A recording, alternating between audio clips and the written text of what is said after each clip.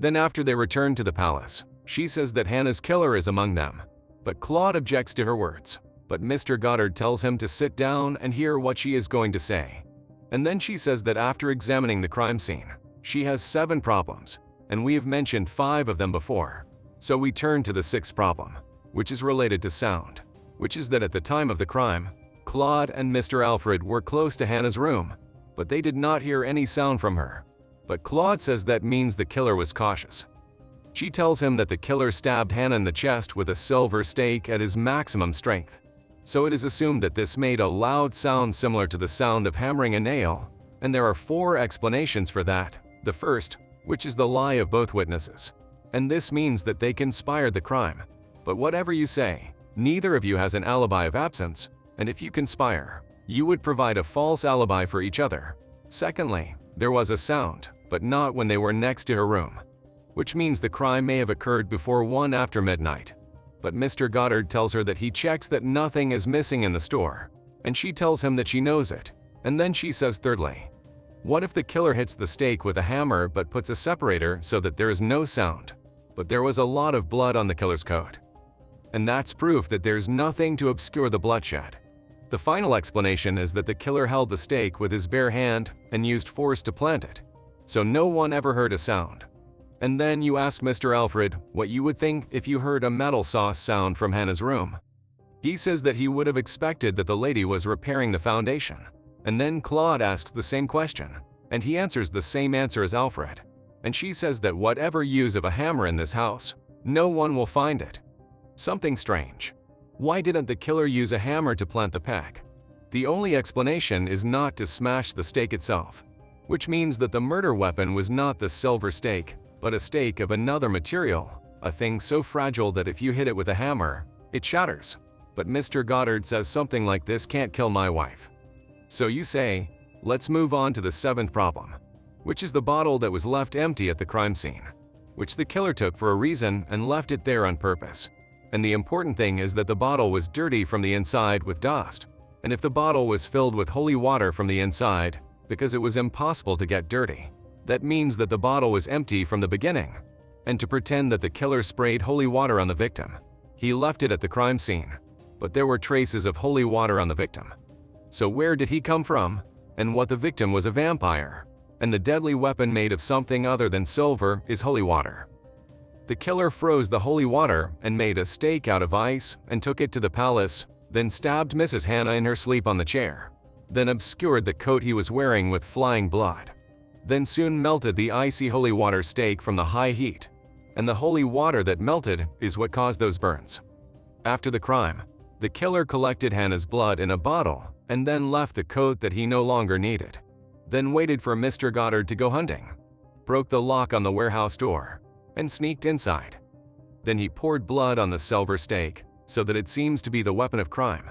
But one problem remains, which is why the killer used that trick, and the reason is to make an excuse of absence.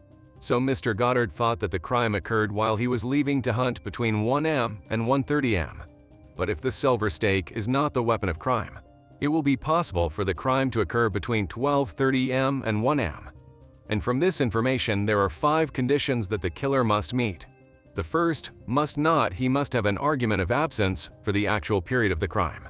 The second, he must be a person who has been excluded from the ability to commit the crime because of his absence argument equipped from 1 am to 1:30 am.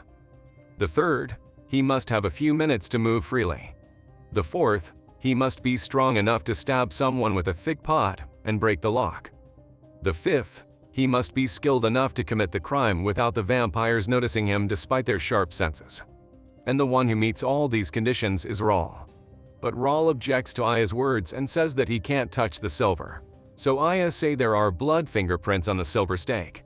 And most likely you caught him with an automatic reaction when you were covering him with Hannah's blood. But if you are the criminal, your hand must be burned. But because of the vampire's ability to regenerate, so you took one of the hanging swords, and you cut off your fingers. And so I was able to remove the burn marks. But suddenly Raul attacks Aya.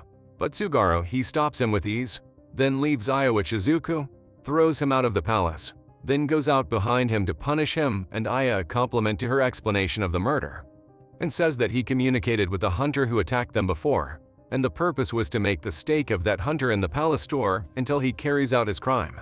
And since you all go to church, it is easy for him to find holy water, and the motive is his objection to the alliance of human beings. Mr. Goddard collapses because of what he hears, and that the one who killed his wife is his son, and he does not know what to do. So she tells him to leave it to Tsugaru. And at the same time, Tsugaru takes off his jumps and shoes, and Raul is very angry. So he attacks with all his strength on Tsugaru. But he avoids his attack and hits him hard.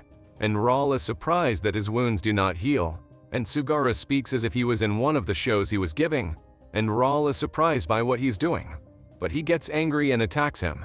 But Tsugaru confronts him and hits him again, and the fighting continues between them.